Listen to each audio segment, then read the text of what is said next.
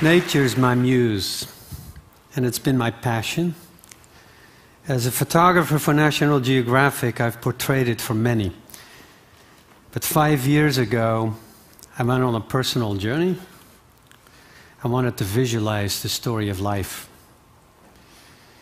It's the hardest thing I've ever attempted, and there have been plenty of times when I felt like backing out. But there were also revelations. And one of those I'd like to share with you today. I went down to a remote lagoon in Australia, hoping to see the Earth the way it was 3 billion years ago, back before the sky turned blue. There's stromatolites down there, the first living things to capture photosynthesis. And it's the only place they still occur today. Going down there was like entering a time capsule, and I came out with a different sense of myself in time. The oxygen exhaled by those stromatolites is what we all breathe today. Stromatolites are the heroes in my story. I hope it's a story that has some resonance for our time. It's a story about you and me, nature and science. And with that said, I'd like to invite you for a short, brief journey of life through time.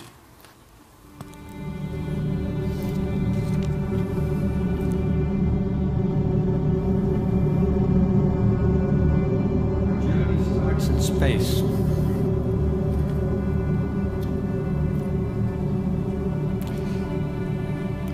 Where matter condenses into spheres over time, solidifying into surface molded by fire.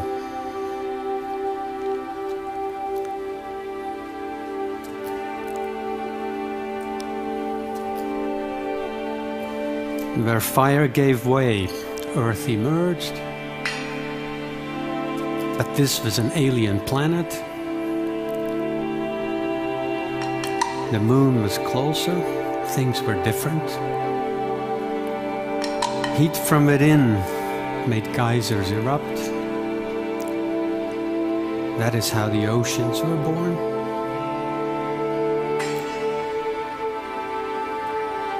Water froze around the poles and shaped the edges of the earth.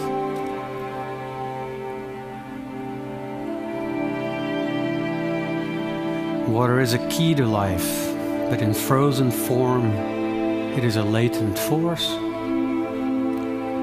And when it vanishes, Earth becomes Mars. But this planet is different. It's roiling inside. And where that energy touches water, something new emerges. Life. It arises around cracks in the earth. Mud and minerals become substrates, where bacteria learn to multiply.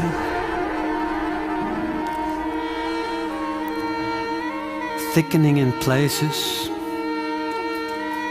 growing living structures under an alien sky. Stromatolites were the first to exhale oxygen, and they changed the atmosphere. A breath that's fossilized now as iron. Meteorites delivered chemistry, and perhaps membranes too. Life needs a membrane to contain itself, so it can replicate and mutate. These are diatoms. Single-celled phytoplankton with skeletons of silica. Circuit boards of the future. Shallow seas nurtured life early on. And that's where it morphed into more complex forms. It grew as light and oxygen increased. Life hardened and became defensive. It learned to move and began to see. The first eyes grew on trilobites.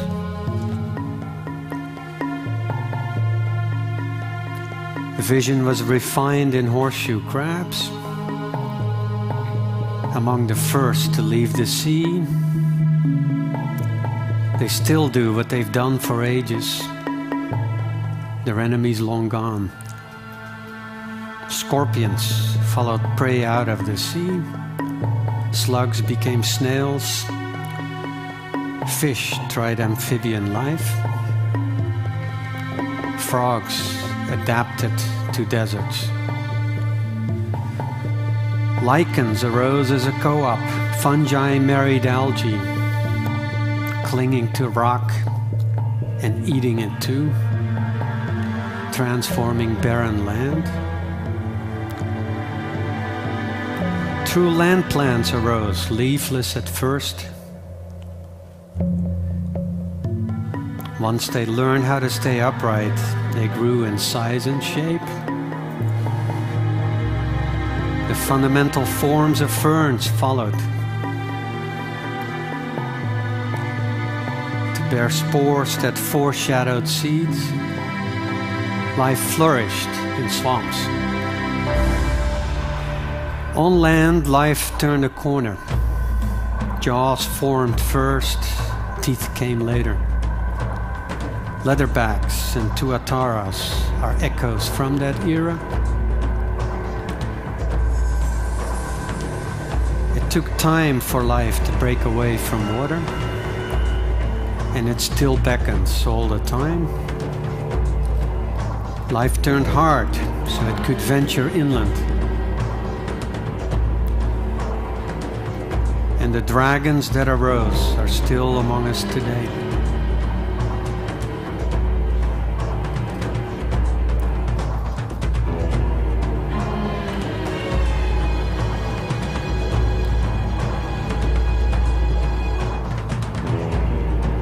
Jurassic Park still shimmers in part of Madagascar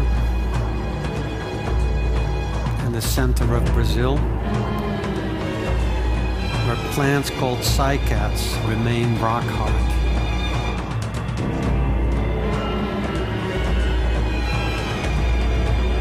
Forests arose and nurtured things with wings.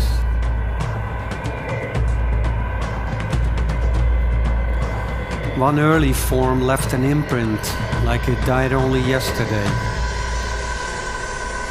and others fly today like echoes of the past. In birds, life gained new mobility.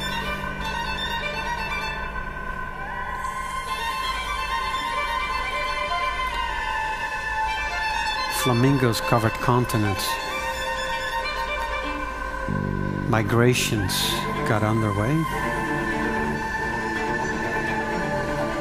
Birds witnessed the emergence of flowering plants. Water lilies were among the first.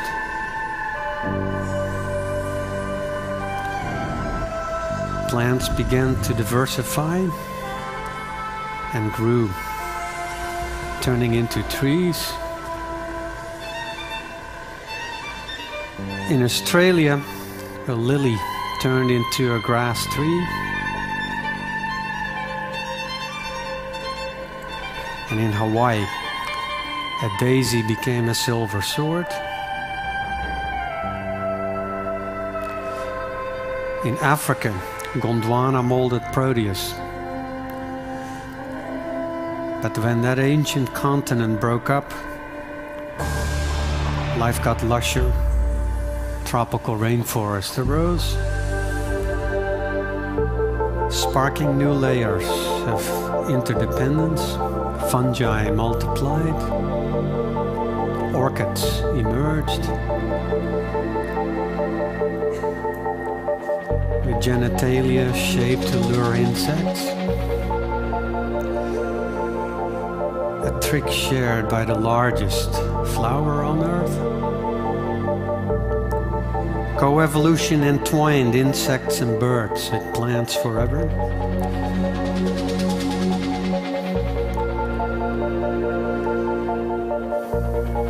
When birds can't fly, they become vulnerable. Kiwis are. And so are these hawks trapped near Antarctica. Extinction can come slowly. But sometimes it arrives fast. An asteroid hit and the world went down in flames. But there were witnesses, survivors in the dark. When the skies cleared, a new world was born. A world fit for mammals. From tiny shrews and tenrecs accustomed to the dark, new forms became bats, civets, new predators, hyenas, getting faster and faster still.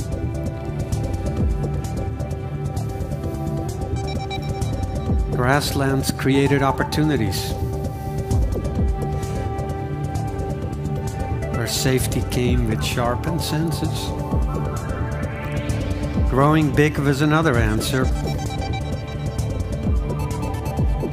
but size always comes at a price.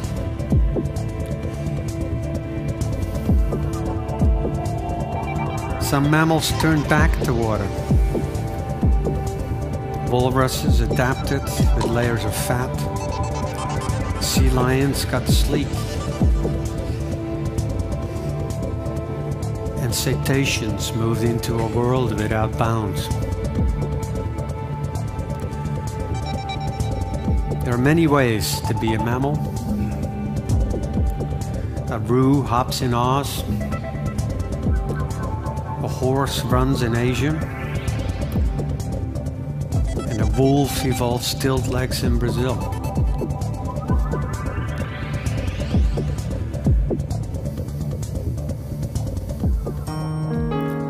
Primates emerge from jungles as tarsiers first, becoming lemurs not much later. Learning became reinforced. Bands of apes ventured into the open, and forests dried out once more. Going upright became a lifestyle. So who are we? Brothers of masculine chimps? Sisters of feminine bonobos? We are all of them and more. We're molded by the same life force. The blood veins in our hands echo the coarse water traces on the earth, and our brains, our celebrated brains, reflect the drainage of a tidal marsh. Life is a force in its own right. It is a new element, and it has altered the earth. It covers earth like a skin. And where it doesn't, as in Greenland in winter, Mars is still not very far. But that likelihood fades as long as ice melts again, and where water is liquid, it becomes a womb for cells green with chlorophyll, and that molecular marvel is what's made a difference. It powers everything. The whole animal world today lives on a stockpile of bacterial oxygen that is cycled constantly through plants and algae, and their waste is our breath, and vice versa. This earth is alive, and it's made its own membrane. We call it atmosphere.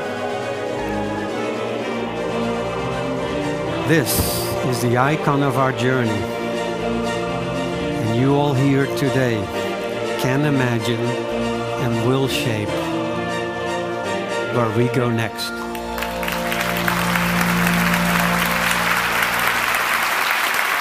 Thank you. Thank you.